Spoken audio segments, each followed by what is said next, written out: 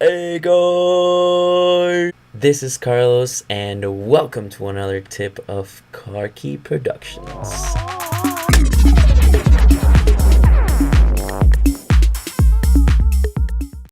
Today, I'm going to show you guys some super easy way on how to do vocal chopping. First, I'm going to show you some examples out there of some famous vocal chopping, and then second, I'm going to go into Ableton Live and I'm going to show you how to super easily do this.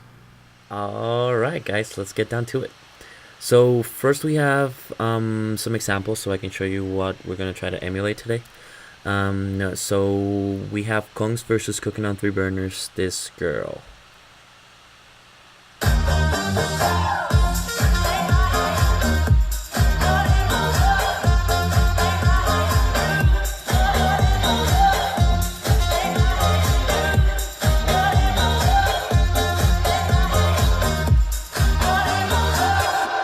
Alright, love that song. The second we have a pretty famous song out there. It's called DJ Snake, AlunaGeorge.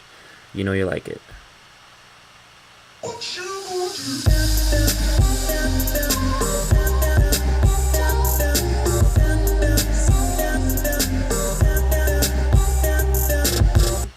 Alright, so like you guys heard, the terrible singing, I know, trying to make music here. Anyways, that's where we're gonna try to emulate. That's vocal chopping. So first and foremost, step one, we're gonna go into the instruments section of Ableton Live. We're gonna pull up the sampler. We're gonna drop it here into the drop files and devices here. You guys can also create a MIDI track and just drop it in there. Simpler used to be pretty simple back in the day, just like its name. Now they've added some pretty cool features to it, like the slicing mode. That is the one that we're going to try to do today. Alright, second, find a sample, the sample that you're trying to chop. I took Sia, Cheap Thrills, another pretty famous song out there for you guys, just so you have a good reference of what we're trying to do here. Alright, so as soon as you drop it here, you're gonna see that the simpler just put the waveform of the song. After that, you guys are just gonna go ahead and click the slice mode, and this is basically it. As soon as you click the slice mode, if you have a MIDI controller or keyboard, or the keyboard of your computer, as soon as you press it, turn that up a little bit, you see that we got different parts of Chia Cheap Thrills at the tip of our fingers. Alright, so let me go more into detail here. I'm gonna click this arrow right here to put the waveform a little bigger. So the way that the slicer does this is, you guys see all of these orange tickers here. What the slicer does is it finds variation within the waveform, and it just puts these tickers, which are the starting point of every key that you're trying to play.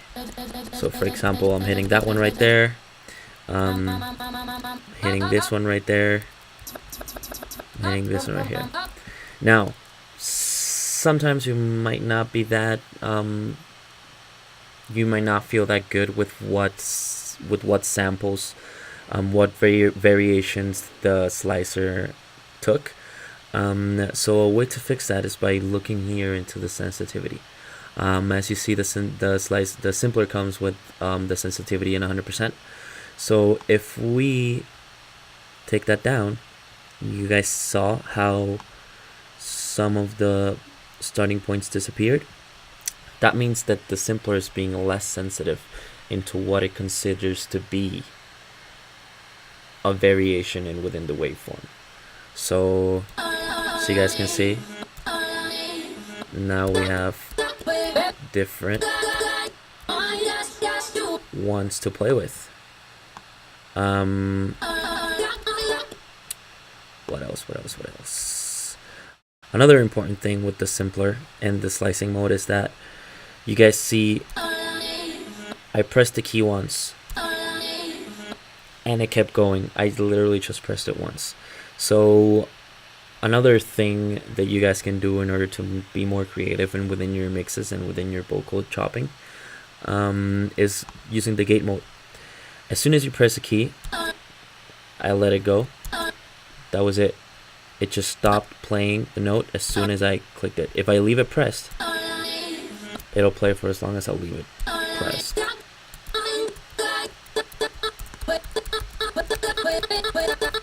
You can have more fun like that.